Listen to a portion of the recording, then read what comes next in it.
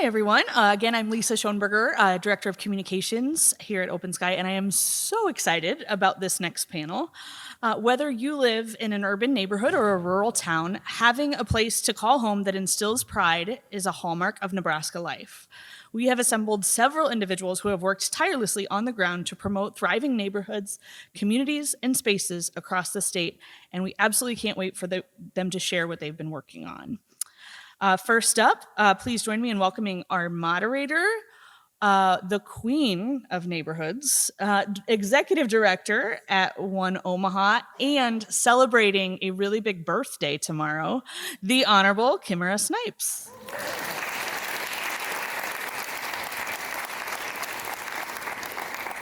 Next up, from the Omaha Redress movement and an elected member of the Regional Metro Transit Authority, the Honorable Clarice Dombeck.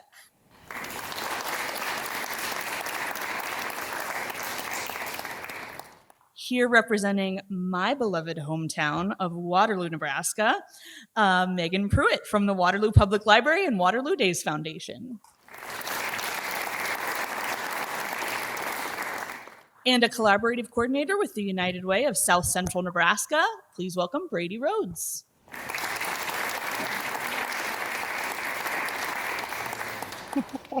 Good morning, everyone. Again, my name is Kimara Snipes, and yes, I turned 50 tomorrow.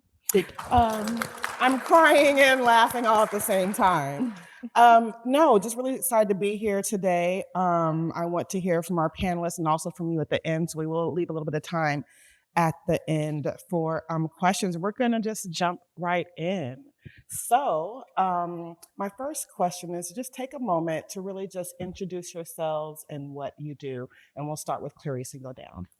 Good morning, everyone. My name is Clarice Dombeck. I'm the senior campaign organizer for the Redress movement.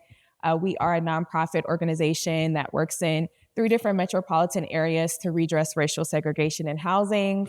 So that is what I do for my day job. In addition to that, I'm an elected member of Regional Metro Transit Authority, which is the board that oversees our public transit system. I represent District 2, which encompasses parts of North Omaha, downtown, a little bit of South Omaha, and even just like a smidgen west of 72nd Street. And then finally, I am the lead organizer for Healing Roots African Diaspora Garden. We're a community garden located on 24th and Pratt in the neighborhood that I grew up in. And we are a sort of like cultural preservationist garden where we grow, honor, and preserve the history and legacy of people, plants, and gardening practices from the African diaspora. Good start. Hi, I'm Meagan Pruitt, and I'm the director of the Agnes Robinson Waterloo Public Library, which is my day job. And a lot goes into that, and I'm excited to talk about that today. My other hat that I wear is I'm the president of the Waterloo Days Foundation, and we're a nonprofit that puts on inclusive community events. And that's the two of them bring my passion together, which is finding inclusive places for people, bringing us all together, and inciting community spirit. So. Nice. Good morning, all. My name is Brady Rhodes. I'm the collaborative coordinator for the Community Impact Network. Who knows their community collaborative? Who knows what their community collaborative is? Anybody know? Not too many hands, right? You need to do some research.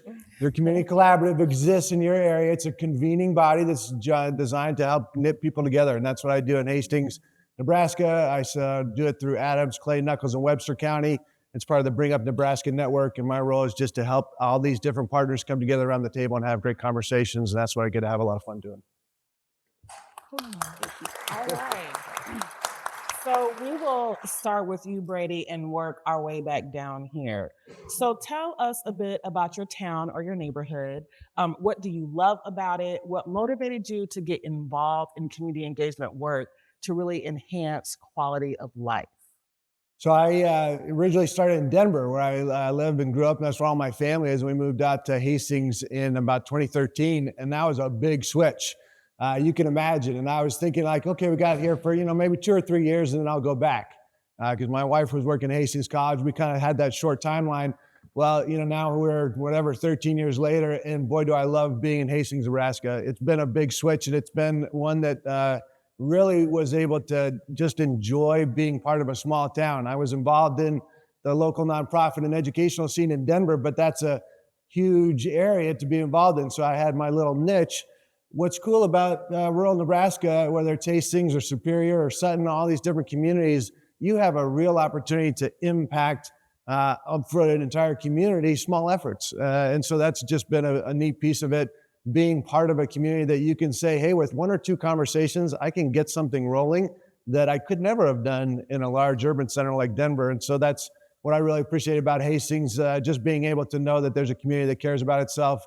And it's been something that, as a big city boy, I've been able to learn, like, okay, how do I do this sort of small town thing and just be welcomed with a lot of appreciation for what I can bring, but also appreciation for, hey, we're all in this together. And that's what we can do in that part of the state. Nice. Well, Waterloo, if you don't know, is a cute little town that's just outside of Omaha. We're 3 miles from Elkhorn and 3 miles from Valley, still in Douglas County. And we are just this small little town. I actually am a 5th generation. So instead of coming from somewhere else, I've lived there my whole life. And I love it there. There's lots of people. There's a lot of history. There's a lot of families that we grow up. We're not all cousins, but a lot of us are related. We've known each other for a long time. And I think no matter what, we feel like family. And that's what I love about my small town. We have, I guess what motivated me to get involved is being a 5th generation member of the community. It's kind of just instilled in me. We're small. My grandma was a part of the Women's Foundation. My mom was on the boards, and it's just part of what you do in a small town. If you want it to grow, you jump in and you help wherever you can. And I want to do that. I want my daughter and that next generation to have what I had growing up in Waterloo. And I just want to keep inspiring other people to invest in their communities. And again, like this community spirit that I talked about before, and just finding a way to share inspiration and get other people inspired to stay in our town and to see it thrive. Cool. For me, I'm from Omaha, specifically North Omaha, and I grew up in the Coons Park neighborhood on 16th and Emmett. It is a beautiful, historic neighborhood with really a lot of Black families that have been there for generations.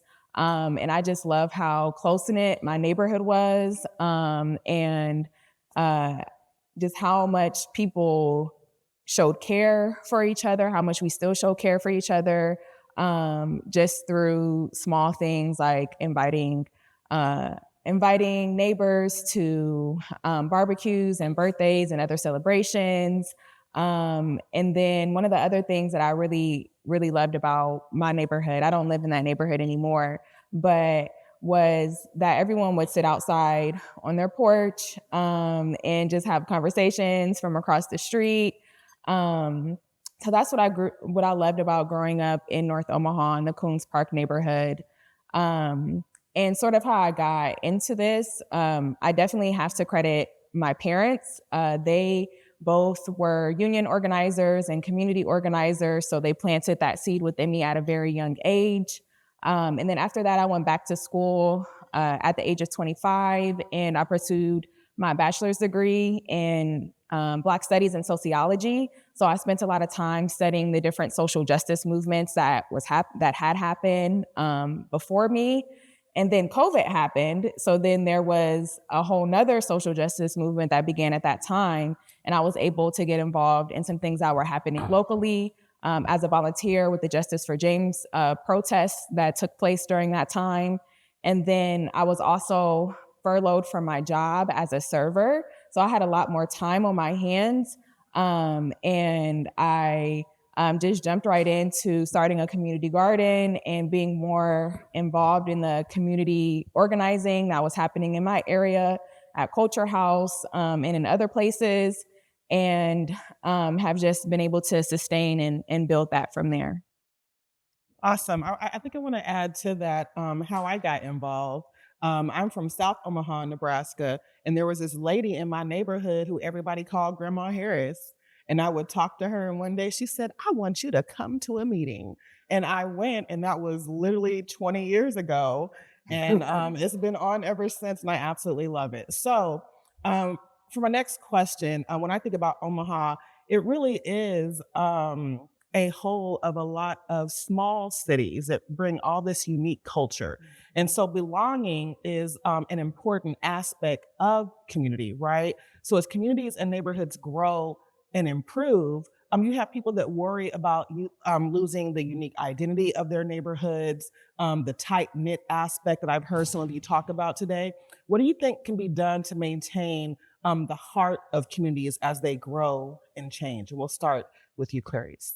Yeah, the first thing that I will say is, since this is a policy forum, that there needs to be policies put in place to be able to protect individuals that live in those neighborhoods from displacement and from gentrification. And at the same time, we need to also preserve the history and culture and legacy of those neighborhoods through things like art and creativity and community gardens and music and things that bring people together and in places, third spaces where people can build relationships and get to know their neighbors on a deeper level. So I feel like those are really the important aspects to me and what I try to do in my work to help where I can to preserve the history and culture, like in the neighborhood that I grew up in with my community garden. Meagan?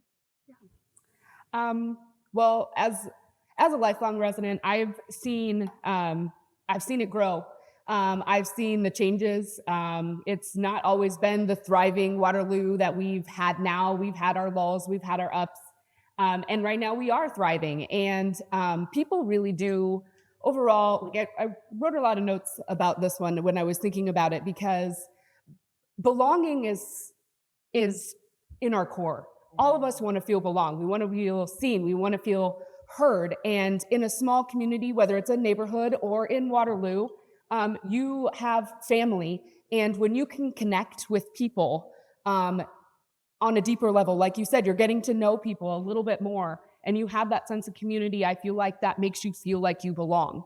And we might not see each other every single day, but when we can have community events like what Waterloo Days Foundation does, is we put on our Waterloo Day celebration. Now, that's not the only thing that we do.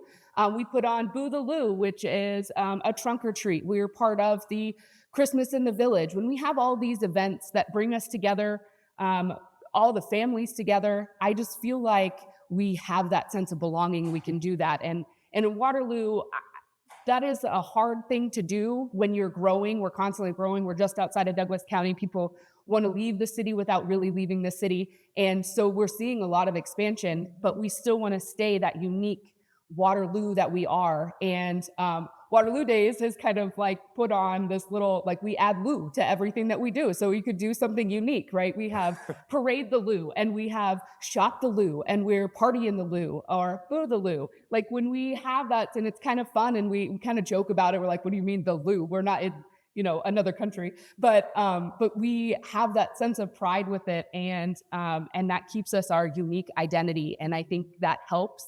And again, just having those events that bring us together and have that belonging, getting a deeper connection, that just instills in everyone that pride of place.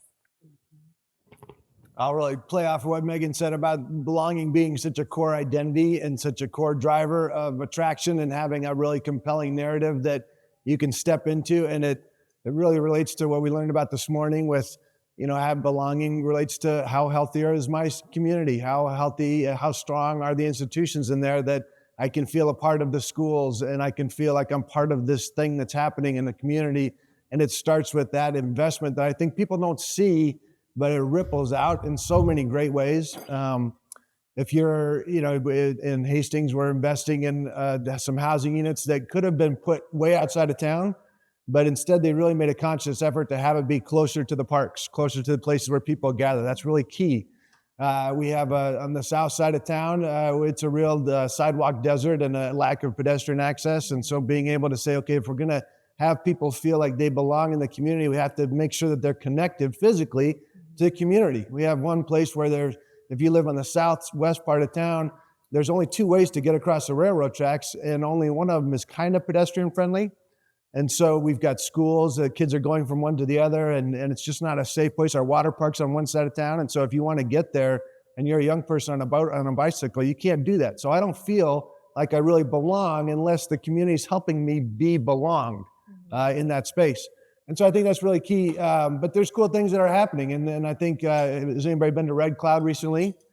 Red Cloud invested in their community. They built a new downtown around their historical identity. That's the coolest place to go now, that you can feel like you really belong there, even if you're not a community member. But for sure, those community members feel a stronger sense of identity. You're hanging out in a cool coffee shop or at the Hotel Garber they just redid, but there's going to be a corn truck coming out your window, or a cattle truck, you're driving down Main Street. I mean, they figured out a way to do place and belonging in the same thing and didn't lose their identity. I think that's really key.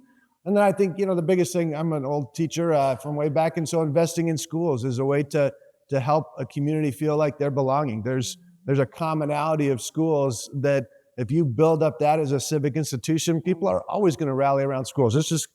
I'm rallying around the schools, right? I get to wear my shirt. So I think investing in schools is a way that you can always say, hey, that's going to help a community form and name itself and locate itself within that tight-knit community, that now I feel like, okay, I'm going to invest in here.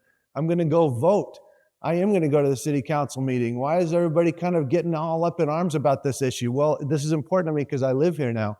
Last thing I'd say is we have 3 trailer parks in Hastings, and then one area that's really low income. And those people don't necessarily feel like they belong in Hastings. When I go walk around those communities, they are very much isolated. They're physically isolated.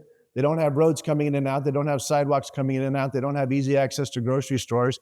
So they're physically isolated. So helping build the bridges, not only just physically, but just metaphorically, of having people come into those communities and finding ways to, hey, let's address the water infrastructure issues you have. Let's find ways to make sure that you feel a part of this conversation that's happening across the whole community, but you may not know about, and we want to make sure your voice is there. So that's a key piece for me. Absolutely. So I heard a lot of protection, co-creation. I think also I would add to that, as I was looking at the question, when I thought about Danielle Helzer talking earlier, just sharing prosperity locally too, and also taking advantage of history. There's a town that Willa Cather is from, and how they utilize that history to really invest in their community as well. At One Omaha, we really believe in an asset-based community development mindset, and with that, our residents and people, we all have gifts and talents and things that we are born with. Often, the things that we have don't get recognized, right? But we have spaces for that with neighborhood associations and things like that. Through that, we learned that resident-led project and change is powerful. And so these resident-led efforts to change the places where they live can be, as I said, extremely powerful. So what can community leaders and organizations do to make sure that they're reaching out to new people, right? And that everyone is able to offer their input. And we'll start with Meagan, then go to Brady, and then Clarice.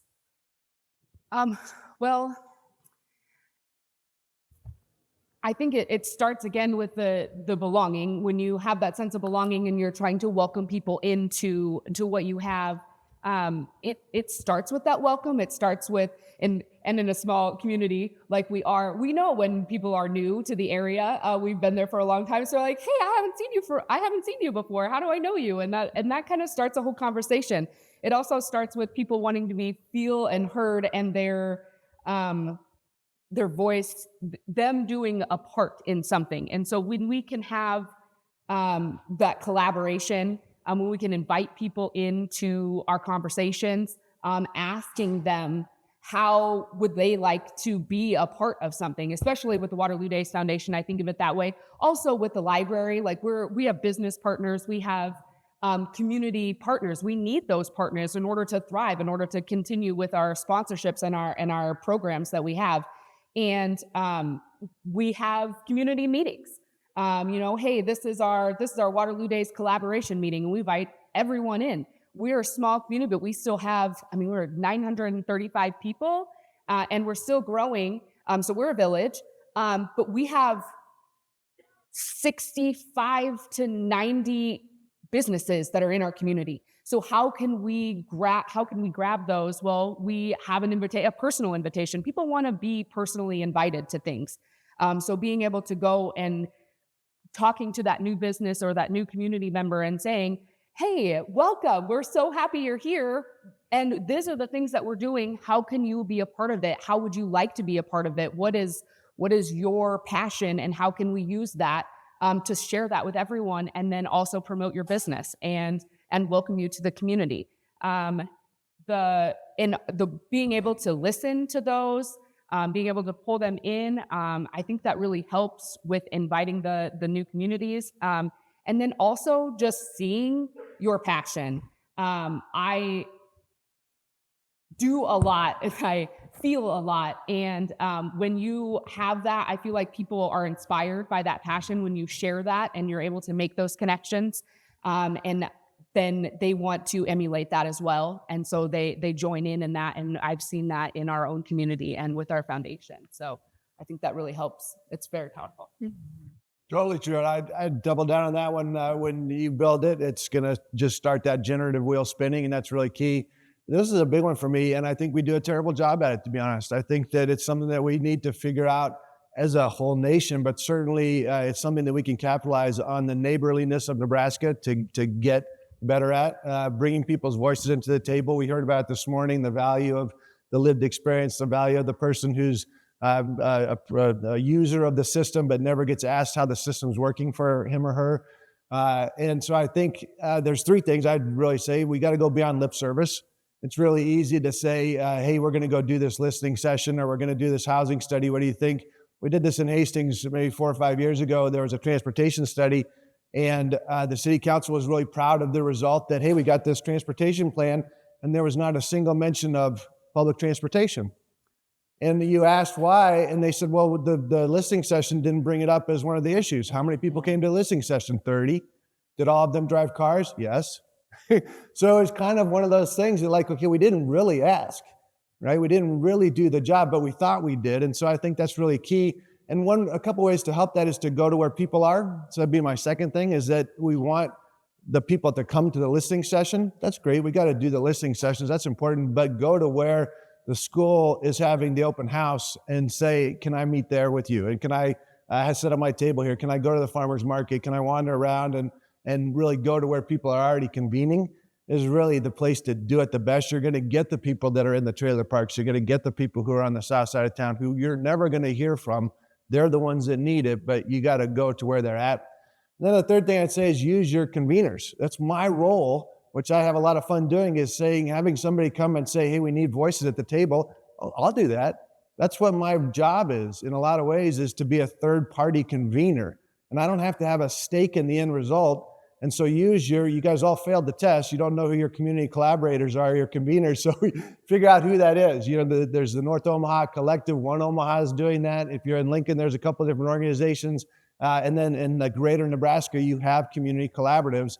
That is their role of you saying, hey, we're interested in finding out what the answer is here, what people feel about like this. You seem to have your pulse on things. Let's get them in. They're place-based, okay? They're local.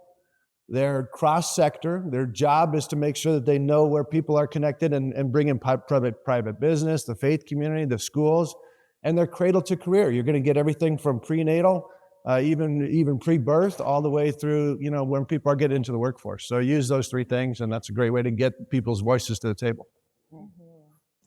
For me, and I'm an organizer, and I've been involved in a couple of campaigns, my own political campaign, right? But then also campaigns through nonprofit organizations. And I think the best way to reach people is honestly through canvassing, like walking through neighborhoods, meeting people where they are at their homes and having deep conversations with them at their doorstep. Or sometimes you even get invited in and you can start to build a relationship that way. And another reason why I find canvassing to be so effective is because when you're in those neighborhoods, you can see those issues for yourself. you can see that folks don't have a sidewalk to be able to even have a bus stop in their neighborhood. You can see that their neighborhood park might be neglected and needs a new swing set or needs some additional maintenance and landscaping. For me, canvassing, door-to-door canvassing in neighborhoods and crowd canvassing at events that are already happening, that churches and nonprofit organizations and neighborhood associations are already putting on. You go there, you talk to the people, you make those connections, and then after that, you also give them a personal invitation to be able to come to a coffee or come to another event or to come to your community meeting, and just continue to build that relationship that way. And then also just keeping up those relationships too. I find that a lot of the times we're only reached out to when an organization or a specific party is in need of something. It's like we can't only be reaching out to people when we need something. We need to be reaching out to people all the time just to get their input and ideas, and to be a friend and a neighbor. So to me, that is the best way to bring new people in. And then once they are in there, invite them to be in a leadership role, and invite them to lead a meeting, invite them to, plan an event, or invite them to and help them really expound on an idea that they might have, and push their ideas forward. So those are some of the things that I do and some other organizations do that I know that really work. I'd be snapping, but my thumb hurts. I couldn't agree more. I am fresh out of living in a racially and ethnically concentrated area of poverty. I was at one point in time living in poverty myself, and you see how people do, or how institutions, associations do or do not engage with you. And it was quite frustrating. At One Omaha, we take engagement very serious. And I will just add to that, the engagement is everything they're talking about. In addition, it allows you to see the gifts and skills in people. You don't know unless you engage, right? But also, and I'll give you an example, One Omaha, we worked with MAPA last year. Mike Helgerson reached out to me once I got there because we have a previous relationship through work, of course, and he needed some support. MAPA had applied for a federal grant, the Reconnecting Communities grant, which they're doing nationally. Well, they were doing nationally, and in several cities where these highways came in and disrupted Black communities. They had applied for the grant, did not get it. And so One Omaha, we created a survey, we distributed the survey, and we met people where they were. We're in the library, popping up everywhere. It helps to have people who are connected to community as well. We did the data analysis, created a report, which they submitted with their next grant, and they were approved to get the grant. We did work with Spark CDI. They said it's the most grassroots engagement they ever got, and that's necessary, right? So it's bigger than just the surface level. This can also be very beneficial in a positive way to these organizations and systems designed to serve people. So I just wanted to add that. So for this next question, we'll start with Brady, go to Clarice, then Meagan. Some of the best, no great work is done alone. I don't know if it was said earlier, but I also serve in the Omaha Public Schools Board of Education. I heard this at a conference one time, no great work is done alone. So some of the best work in community revitalization happens when there's alignment on vision between local government, nonprofits, local business, education, our faith communities, and more. So how do you go about creating that alignment and getting people working toward a common vision? This is another passion of mine, so I appreciate this one. And I'll try not to get on the soapbox too much, but alignment's really hard. And it's so rewarding, right? So we have to deal with that. We have to grapple with that. Like the challenge of alignment, like it's so easy to resist. Like I have to get everybody to agree with me, or that's not it. But that feels like that's difficult work. And then there's so much reward when you get a community or people who come together and can align on a common vision.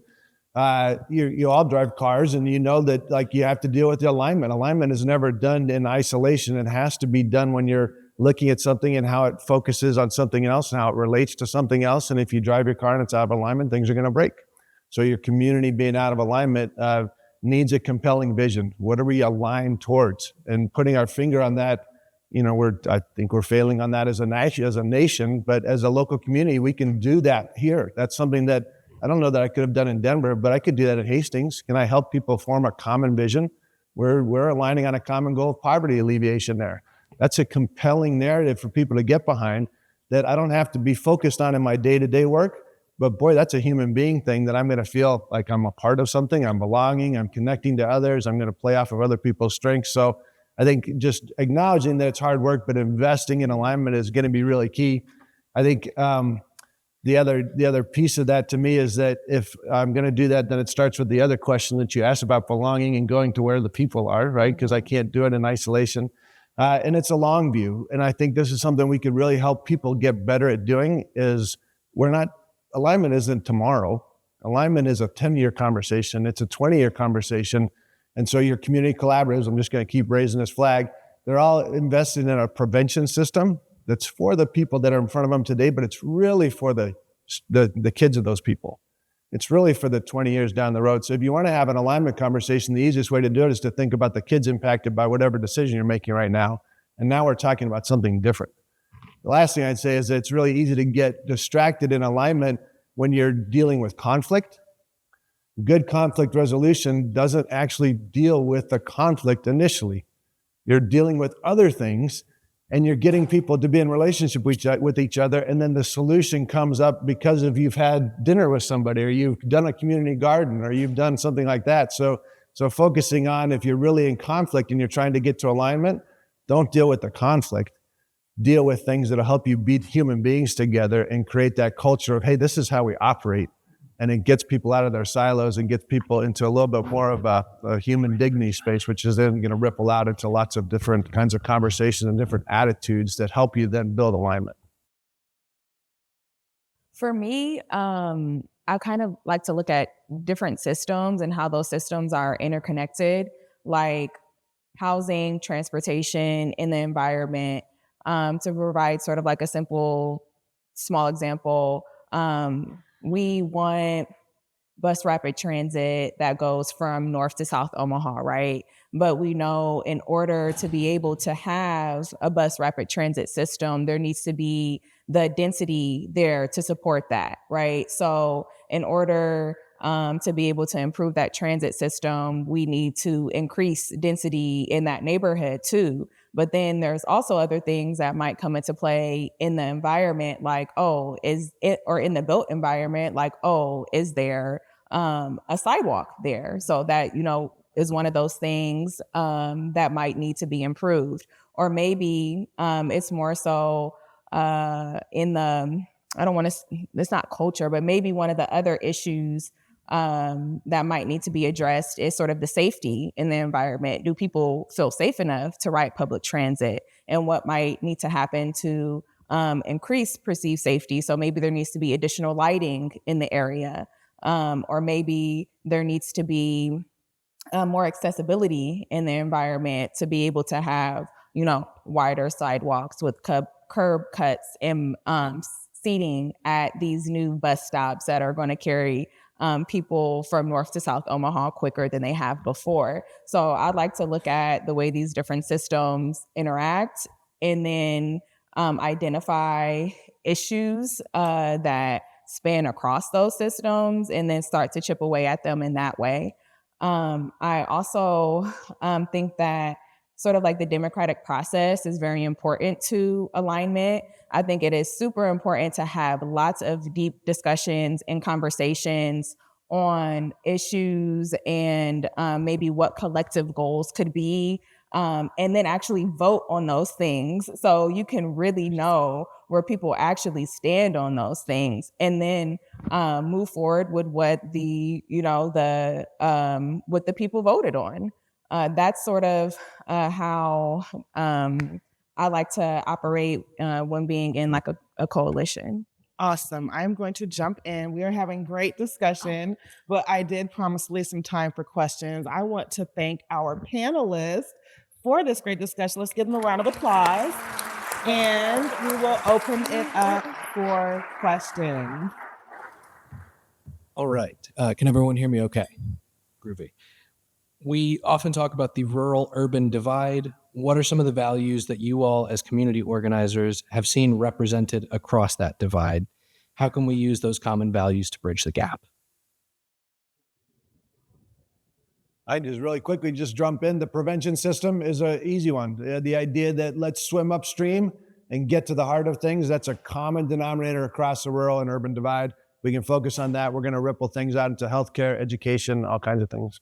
I'll be honest, I don't know that much about rural Nebraska. But I guess sort of one of the things that comes to mind, I don't know if this is necessarily a value or not, but really like access to affordable housing. I don't necessarily say that's a value, but that's something that is needed across our state. And I feel like that is one of the issues folks have been trying to come together on at the Nebraska State Legislature for a long time now. Yeah. I would say, and I've been blessed to actually spend some time in rural Nebraska. What I see that's a common, I guess, theme is that one, no matter where I go, people feel disconnected from these systems that are designed to serve them. They also have this desire to be amongst other people. I think that they have a report about loneliness out there somewhere, but not just to other people. They have a desire to build relationship with people who make decisions for them. They have a desire to build their capacity, and they have a desire to come together to create a meaningful sense of community ownership. And the beautiful thing about community ownership, which is more than just cute words, right? When people come together and create, when people come together with that, that also brings the ability to co-create solutions together. And if you're paying attention to what's happening at the federal level, which trickles down to the state level, right? We're gonna be put in situations where we need to co-create solutions together. So when I talk about neighborhood organizing, I always say it's more than community gardens, which I love a community garden, but it's so much more than that. It's economic development, it's mental health, it's all these different things that neighborhood organizing feeds into. And I see that no matter where I go.